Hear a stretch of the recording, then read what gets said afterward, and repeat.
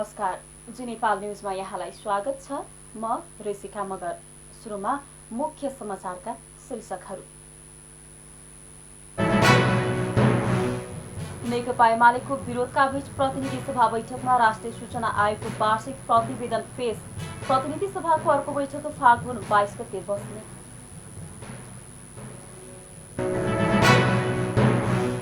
कुनै पनि मित्र राष्ट्र विरुद्ध नेपाली भूमि प्रयोग हुन नदिने सरकारको प्रतिबद्धता। पेट्रोलियम पदार्थका विषयमा नेपाल भारत बीचको तेस्रो बैठक आपसी समझदारीबाट गर्ने। 6 दल र 2 मोर्चाले एमसीसी लागू गर्न नदिन गरे आन्दोलनको घोषणा। 12 बुधे बैठकमा घोषणा गलत भएको आरोप।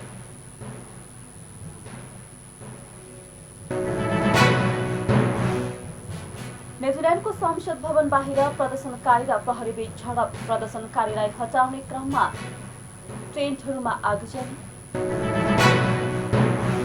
र 7औं संस्करणको Nepal Pakistan friendship T20 cricket प्रतियोगिता बुधबारबाट सुरु। सबै खेल डुम्बाराही स्थित पाकिस्तानी दूतावासको क्रिकेट मैदानमा हुने। अब समाचार विस्तारमा। प्रमुख प्रतिपक्षी दल नेकपा एमालेको अवरोधका बीच प्रतिनिधि सभा बैठकमा राष्ट्रिय सूचना आयोगको वार्षिक प्रतिवेदन पेश भएको छ। बुधबार प्रतिनिधि सभाको बैठक सुरु भए लगत्तै एमालेका सांसदले बेल घेराउ र नाराबाजी गरेका थिए। नाराबाजीकै क्रममा सभामुख अग्नि सापकोटाले प्रधानमन्त्रीको तर्फबाट कानून मन्त्री दिलेन्द्र प्रसाद बर्दीलाई राष्ट्रिय सूचना आयोगको वार्षिक प्रतिवेदन पेश गर्न समय दिनुभएको थियो। प्रतिनिधि सभाको अर्को बैठक फागुन 22 गते आइतबार बोलाइएको छ। गत साउन 1 गते एमालेका तत्कालीन नेता माधव कुमार नेपाल सहित 14 सांसदलाई कारबाहीका लागि सिफारिस गरिएकोमा त्यसको सुनवाई नगरेर पार्टी विभाजन गराउने कार्यमा सभामुखबाट सहयोग गरिएको आरोप लगाउँदै एमालेले लगातार सदनमा विरोध गर्दै आएको छ। सरकारले भारत र चीन लगायत कुनै पनि मित्र राष्ट्र विरुद्ध नेपाली भूमि प्रयोग हुन नदिने प्रतिबद्धता व्यक्त गरेको छ। मन्त्री परिषदका निर्णय सार्वजनिक गर्न बुधबार सिंहदरबारमा आयोजित पत्रकार सम्मेलनमा सरकारका प्रवक्ता ज्ञानेन्द्र बहादुर कार्कीले एमसीसी अनुमोदन गराउन सहयोग गर्ने सबैप्रति धन्यवाद व्यक्त गर्दै सबै मुलुकहरूसँग मैत्रीपूर्ण सम्बन्ध कायम गर्न नेपालको परराष्ट्र नीतिको मर्म अनुरूप छिमेकी मित्र राष्ट्रहरू भारत एवं चीन लगायत कुनै पनि राष्ट्र विरुद्ध नेपाली भूमि प्रयोग हुन नदिने प्रतिबद्धता व्यक्त गरेको जानकारी दिनुभयो। बैठकले पेट्रोलियम पदार्थ र ग्यासका विषयमा नेपाल भारत बीचको तेस्रो बैठक आपसी समझदारीबाट गर्ने र उक्त बैठकमा सहभागी हुन उद्योग मन्त्रालयका सहसचिवको संयोजकत्वमा वार्ता टोली गठन गरेको छ। त्यस्तै बैठकले विभिन्न प्रसार लाइन आयोजनाका लागि जग्गा प्राप्ति गर्ने र प्रारम्भिक कार्यवाही चलाउन अधिकारी तोक्ने निर्णय पनि गरेको प्रवक्ता कार्कीले बताउनुभयो। त्यस्तै मन्त्री परिषदले खानेपानी महसुल निर्धारण आयोगको अध्यक्षमा भूपेन्द्र प्रसाद अर्याललाई नियुक्त गरेको छ। राजनीतिक पूर्वाग्रह द्वन्द्व तथा आन्दोलनका कारण हटाइएका शिक्षकहरू तथा कर्मचारीका विषयमा जाँचबुझ गर्न गठित समितिको निष्कर्ष र राय सुझाव कार्यान्वयनका लागि शिक्षा मन्त्रालयलाई स्वीकृति दिने निर्णय पनि बैठकले गरेको प्रवक्ता कार्कीले बताउनुभयो। सबै मुलुकहरूसँग मैत्रीपूर्ण सम्बन्ध कायम गर्ने नेपालको परराष्ट्र नीतिको मर्म अनुरूप छिमेकी मित्र राष्ट्रहरू भारत एवं चीन लगायत कुनै पनि मित्र राष्ट्रको विरुद्ध नेपाली भूमि प्रयोग हुन नदिन नेपाल सरकारको प्रतिबद्धता व्यक्त गर्ने, नेपालको सामाजिक तथा आर्थिक विकासमा महत्त्वपूर्ण सहयोग पुर्याउने मित्र राष्ट्रहरू, दात्री निकाय, क्षेत्रीय एवं अन्तर्राष्ट्रिय सङ्घ संस्थाहरूप्रति नेपाल सरकारको तर्फबाट हार्दिक आभार व्यक्त गर्ने, पेट्रोलियम पदार्थ र ग्यासका विषयमा नेपाल भारत बीच joint working group in oil and gas को तेस्रो बैठक आपसी सहमतिबाट मिति र स्थान तय गरी आयोजना गर्ने र सो बैठकमा नेपाल पक्षको प्रतिनिधित्व गर्न उद्योग वाणिज्य तथा आपूर्ति मन्त्रालयका सहसचिवको संयोजकत्वमा वार्ता टोली गठन गर्ने।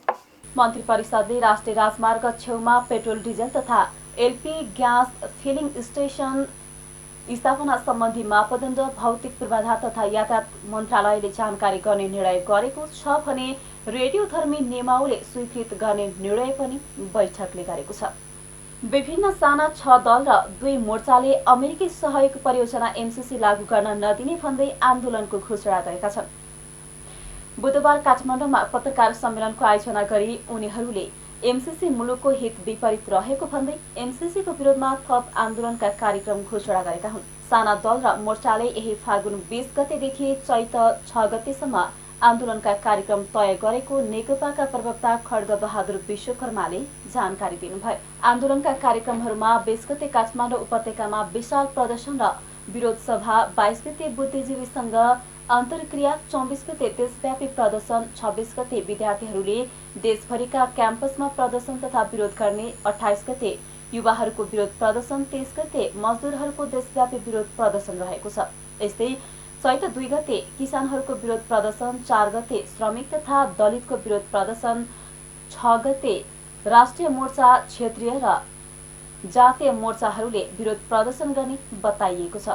पत्रकार सम्मेलनमा नेकपा प्रवक्ता विश्वकर्माले सरकारले संसदीय व्यवस्था विपरीत एमसीसी संसदबाट पास गरेको र 12 बुँदे व्याख्यात्मक घोषणा गलत भएको आरोप लगाउनुभयो।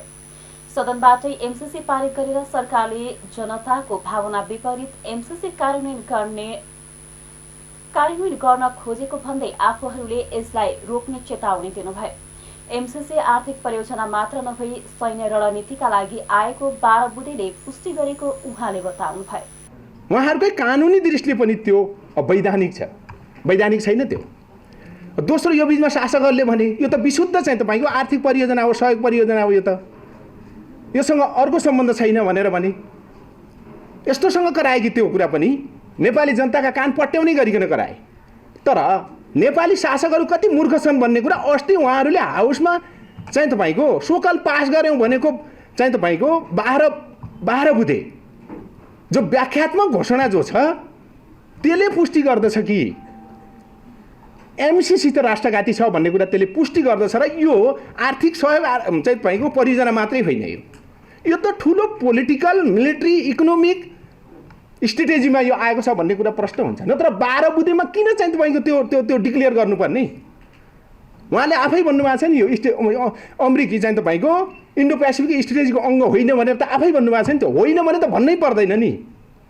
यो सामरिक दृष्टिले, उद्योग दृष्टिले योसँग सम्बन्ध छैन भनेर भन्नु, त्यो सम्बन्ध छैन, त्यो हामीलाई मान्ने हुने छैन भनेर भन्नुभएको छ, त्यसो त भन्नै पर्दैन थियो नि त्यो। विश्वकर्माले एमसीसी पारित गरेर सरकार र सरकारमा बसेको दलहरूले मूर्खता गरेको भन्दै आफूहरूले यसलाई लागू हुन नदिने चेतावनी दिनुभयो। अब एमसीसीको विरोधमा जनता उर्लने भन्दै जनताको बलमा एमसीसी लागू हुन नदिने उहाँको भनाइ छ। अर्थमन्त्री जनार्दन शर्माले कतैबाट प्रभावित नभई संस्था र लगानीकर्ताहरूको हितका लागि स्वतन्त्र रूपमा काम गर्न नेपाल धितो पत्र बोर्डका अध्यक्ष रमेश कुमार हमाललाई निर्देशन दिनुभएको छ।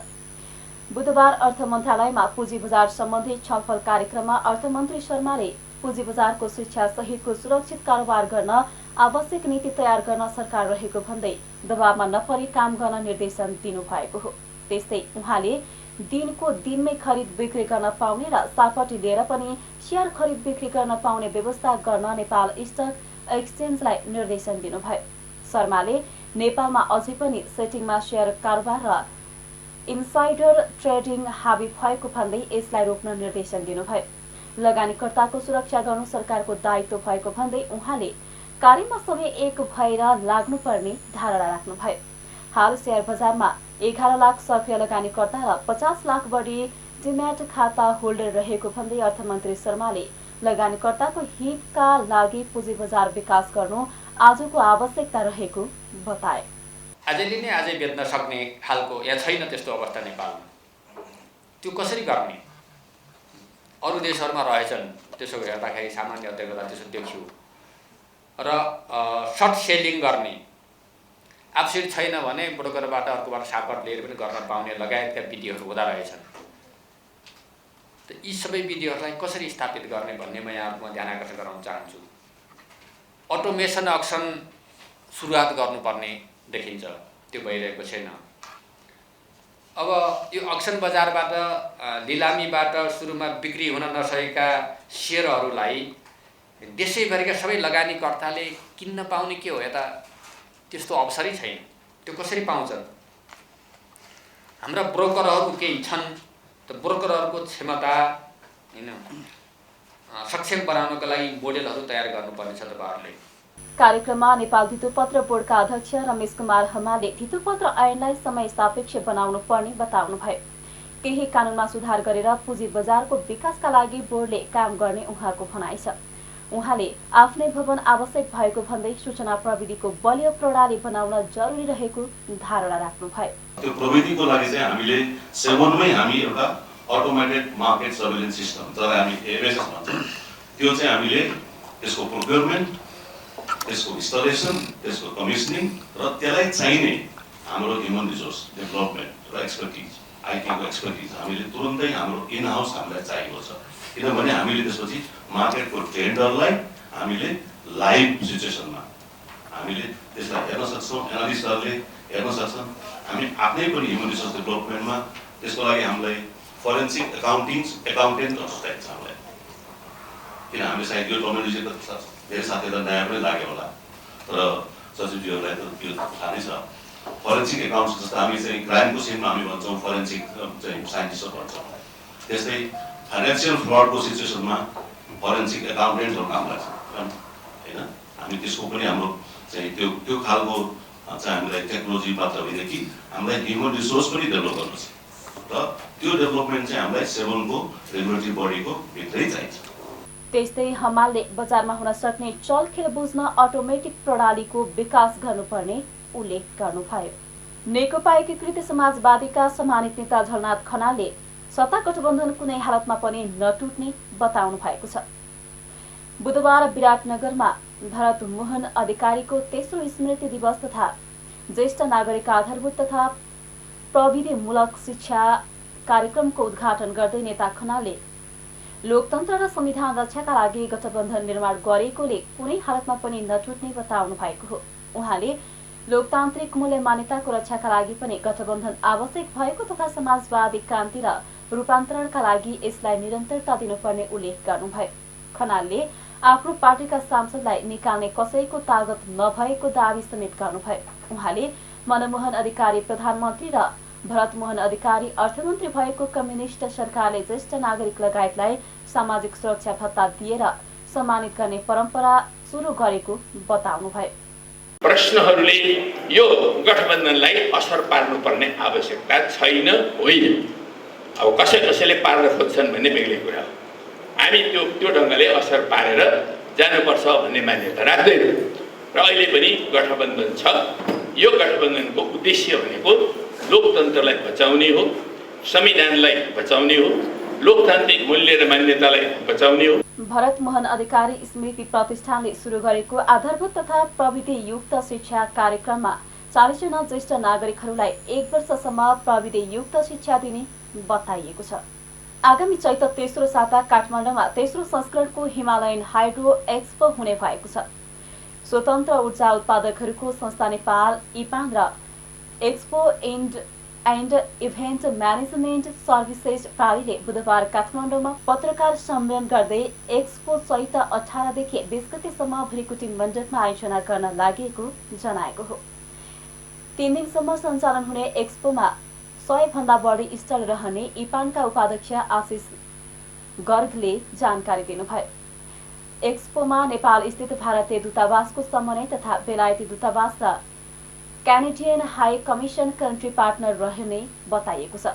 भारतीय दूतावासको समन्वयमा एक्सपो आयोजना हुँदा नेपाल र भारतका ऊर्जा सम्बन्ध व्यक्ति तथा संस्थाका बीचमा पारस्परिक सहयोग र सहकार्यमा समेत सहजता आउने आयोजकको अपेक्षा छ। यसबाट नेपालको जलविद्युतको बजार र व्यापार विस्तारका साथै भारतीय लगानीमा सहकार्यको थप अवसर उजागर हुने विश्वास दिएको उपाध्यक्ष गर्गले बताउनुभयो। उहाँले जलविद्युत प्रवर्धक उत्पादक, इक्विपमेन्ट सप्लायर्स, टर्बाइन उत्पादक, लगानीकर्ता, बैंक, बीमा लगायत जलविद्युतमा नयाँ प्रविधि र निर्माणसँग सम्बन्धित विधि स्टल एक्सपोमा रहने जानकारी दिनुभयो। आगामी चैत 18 देखि चैत 20 गतेसम्म अप्रिल 1 देखि अप्रिल 3 सम्म राजधानीको भ्रिकुटी मण्डपमा तेस्रो संस्करणको हिमालयन हाइड्रो एक्सपो 2022 यसको theme creating markets for Nepal's hydro power, नेपालको हाइड्रो पावरको लागि बजार क्रिएट गर्ने यसको थीम छ। यो एक्सपोको आयोजना गरिएको उद्घोष गर्न पाउँदा हामीलाई खुसी लागेको छ। विगत चाहिँ यस एक्सपोको आयोजना स्वतन्त्र ऊर्जा उत्पादकहरूको संस्था इपान र expo and event management services प्रालीले संयुक्त रूपमा गरिरहेको छ। यस एक्सपोमा नेपालस्थित भारतीय राजदूतावासको समन्वय, यो इन्डियन एम्बेसी गभर्मेन्ट अफ इन्डियाको कोअपरेसनमा र ब्रिटिस एम्बेसी बेलायती राजदूतावास र Canadian high commission country partner रहने कुरा यहाँहरूलाई सहर्ष जानकारी गराउँदछु। भारतीय राजदूतावासको समन्वयमा एक्सपो आयोजना हुँदा नेपाल र भारतका ऊर्जा सम्बन्धी व्यक्ति तथा संस्थाहरूका बीचमा पारस्परिक सहयोग र सहकार्यमा समेत सहजता आउने अपेक्षा हामी लिएका छौँ। यसबाट नेपालको जलविद्युतको बजार र व्यापार विस्तारका साथै भारतीय लगानीमा सहकार्यको थप अवसर उजागर हुनेछ भन्ने हाम्रो विश्वास छ। त्यस्तै एक्सपोमा झन्डै 50% विदेशी स्टल रहने अनुमान गरिएको छ। एक्सपोको 50,000 भन्दा बढीले अवलोकन गर्ने अपेक्षा गरिएको आयोजकले जनाएको छ। जी नेपाल न्युजमा अब एकैछिन विश्राम भन्दा अगाडि प्रमुख समाचारका शीर्षकहरू। नेकपा एमालेको विरोधका बीच प्रतिनिधि सभा बैठकमा राष्ट्रिय सूचना आयोगको वार्षिक प्रतिवेदन पेश। प्रतिनिधि सभाको अर्को बैठक फागुन 22 गते बस्ने।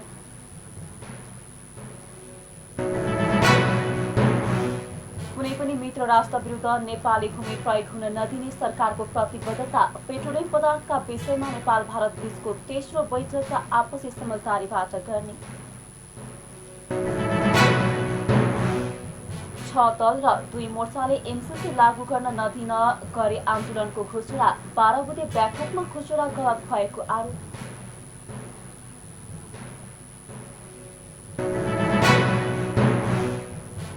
न्युजिल्यान्डको संसद भवन बाहिर प्रदर्शनकारी र प्रहरी बीच झडप। प्रदर्शनकारीलाई हटाउने क्रममा टेन्टहरूमा आगजनी। र 7औं संस्करणको Nepal Pakistan friendship T20 cricket प्रतियोगिता बुधबारबाट सुरु। सबै खेल डुम्बाराही स्थित पाकिस्तानी दूतावासको क्रिकेट मैदानमा हुने।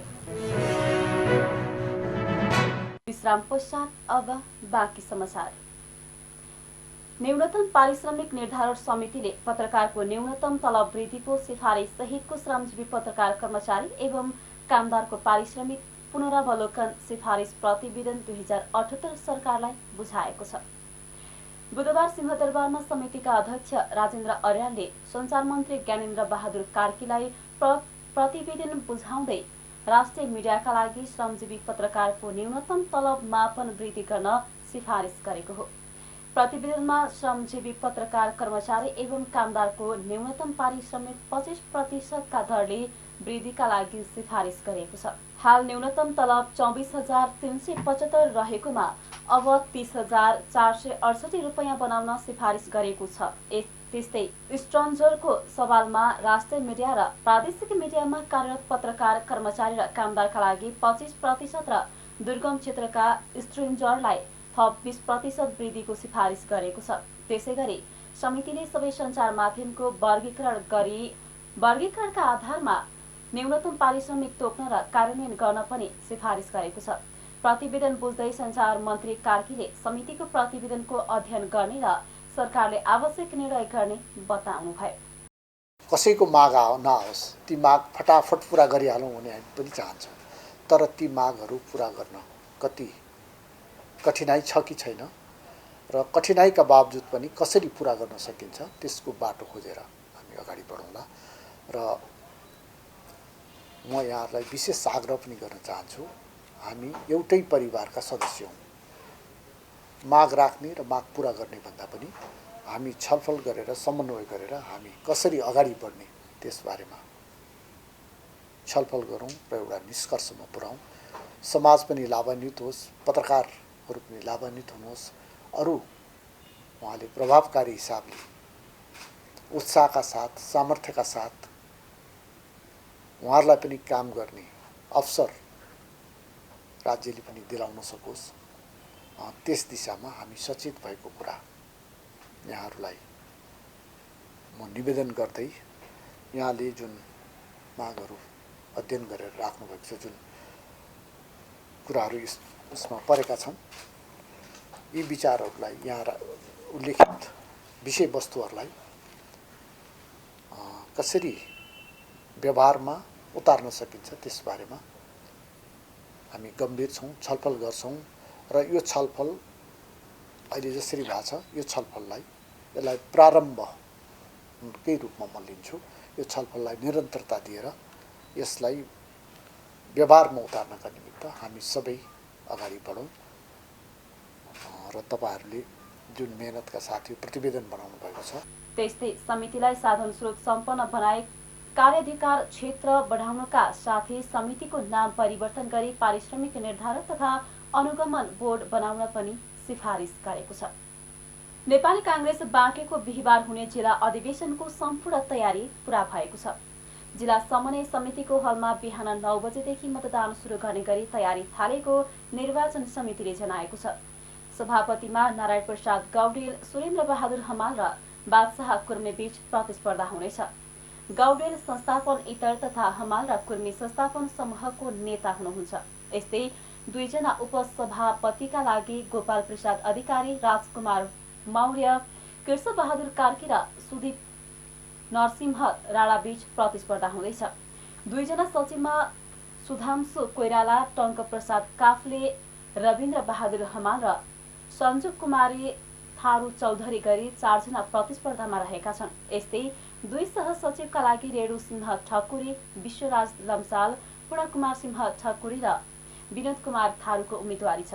निर्वाचन अधिकृत उदय मणि आचार्यका अनुसार नयाँ नेतृत्व छान्न 1493 मतदाताले मतदान गर्न पाउनेछन्।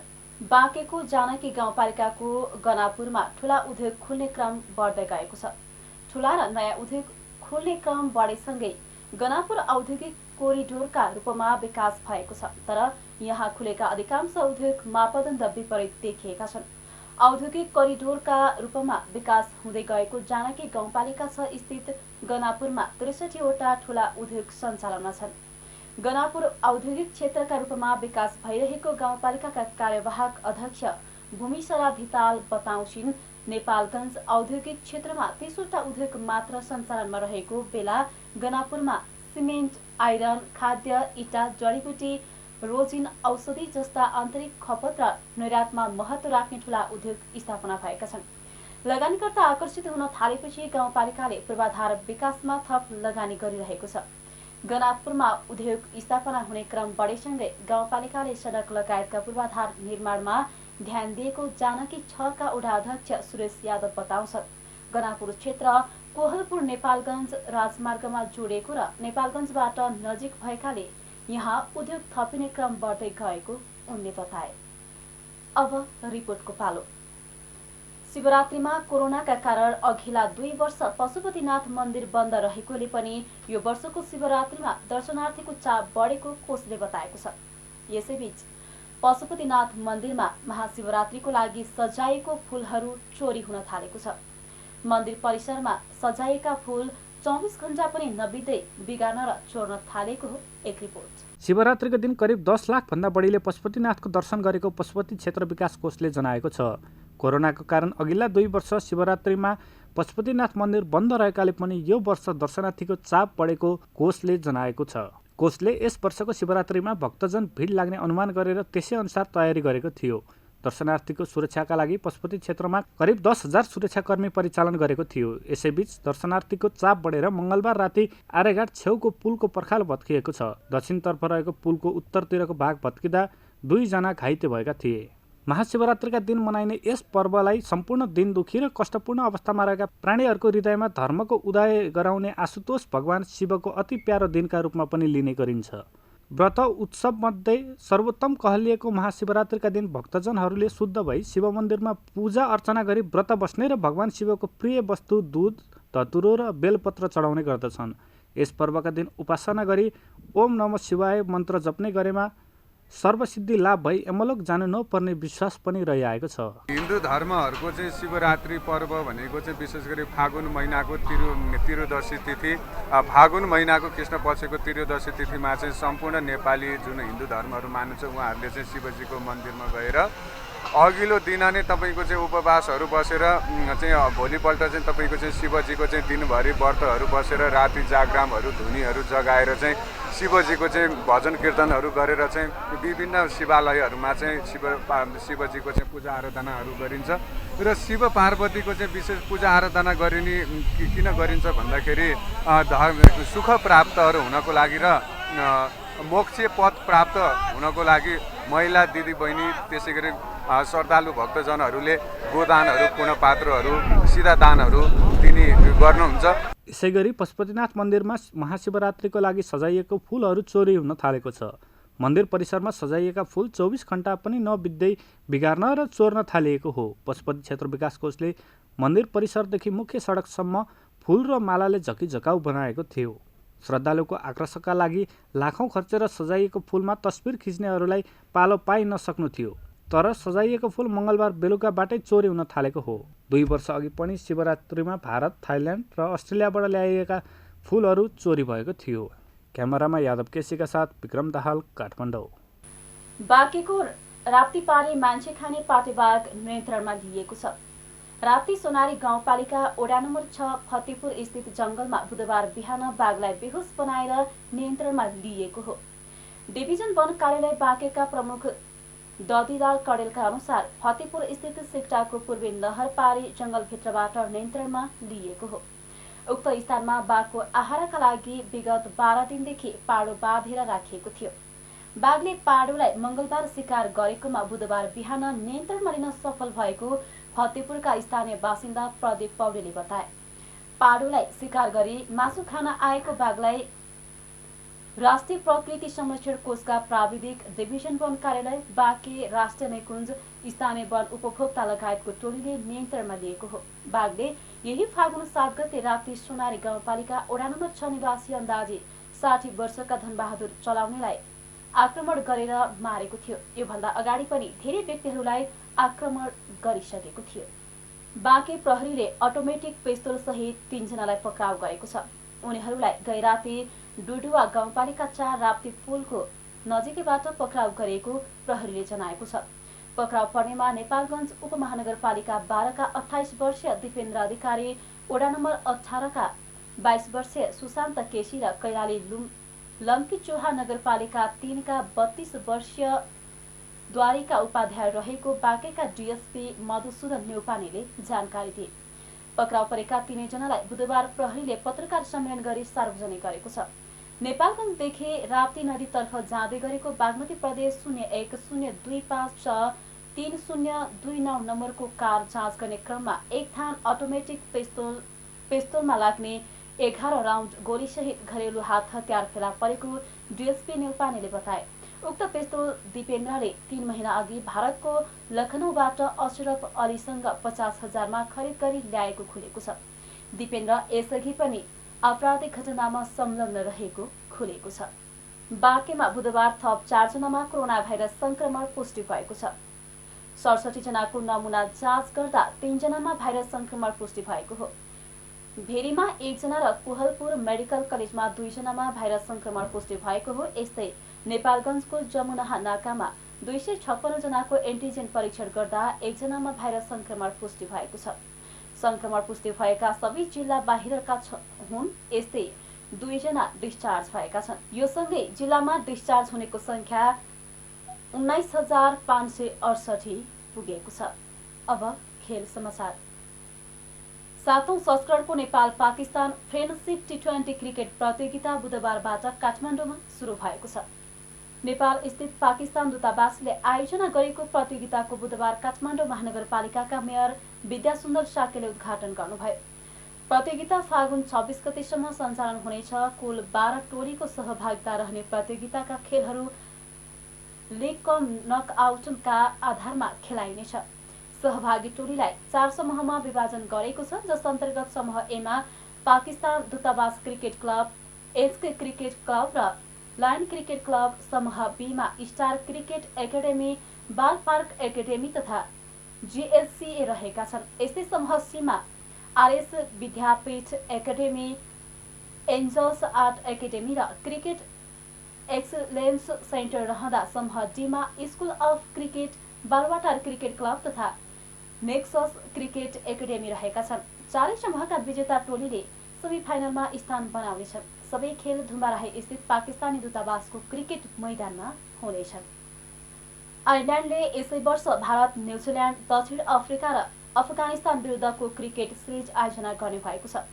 आयरल्यान्डले भारत विरुद्ध 2 खेलको T20 सिरिज खेल्नेछ। घरेलु टोली आयरल्यान्ड र भारत बीचको खेल जुन 26 र 28 तारिखमा मलाहाइडमा हुनेछ। भारतपछि आयरल्यान्डले न्युजिल्यान्ड विरुद्ध 3 खेलको 1 दिवसीय र 3 खेलको T20 सिरिज खेल्नेछ। जुलाई 10, 12 र 15 तारिखमा मलाहाइडमै न्युजिल्यान्ड विरुद्धको सिरिज खेल्ने तालिका रहेको छ। त्यसैगरी आयरल्यान्डले न्युजिल्यान्ड विरुद्ध जुलाई 18, 20 र 22 मा T20 ब्रिस्टोलमा खेल्नेछ। दक्षिण अफ्रिका विरुद्ध आयरल्यान्डले 2 खेलको T20 सिरिज खेल्नेछ। ब्रिस्टोलमा अगस्त 3 र 5 तारिखमा आयरल्यान्ड र दक्षिण अफ्रिका बीच खेल हुनेछ। आयरल्यान्डले अफगानिस्तान विरुद्ध 5 खेलको T20 सिरिज खेल्नेछ। मिति भने तय भएको छैन। आयरल्यान्ड र अफगानिस्तान बीच टेस्ट र 1 दिवसीय सिरिज समेत हुनेछ। यसअघि बङ्गलादेश विरुद्ध खेल्ने भनेको सिरिज भने अर्को वर्ष हुनेछ। खेल समाचारसँगै हामी नेपाल न्युजको अन्त्यमा आइसकेका छौं। जाँदा जाँदै मुख्य खबरका शीर्षकहरू पुनः एकपटक। नेकपा एमालेको विरोधका बीच प्रतिनिधि सभा बैठकमा राष्ट्रिय सूचना आयोगको वार्षिक प्रतिवेदन पेश। प्रतिनिधि सभाको अर्को बैठक फागुन 22 गते बस्ने।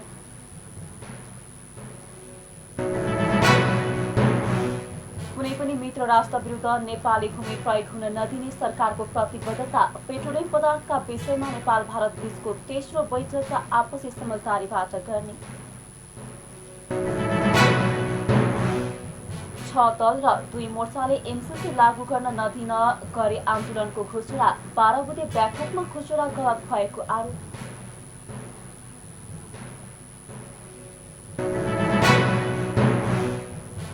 न्युजिल्यान्डको संसद भवन बाहिर प्रदर्शनकारी र प्रहरीबीच झडप। प्रदर्शनकारीलाई हटाउने क्रममा टेन्टहरूमा आगजनी।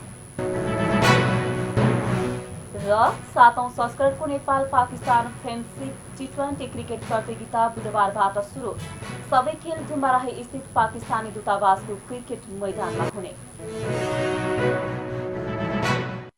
हवस् त अहिलेका लागि जी नेपाल HD न्युज यति नै। ताजा समाचार र मनोरञ्जनका लागि जी नेपाल HD टेलिभिजन हेर्दै गर्नुहोला। नमस्कार।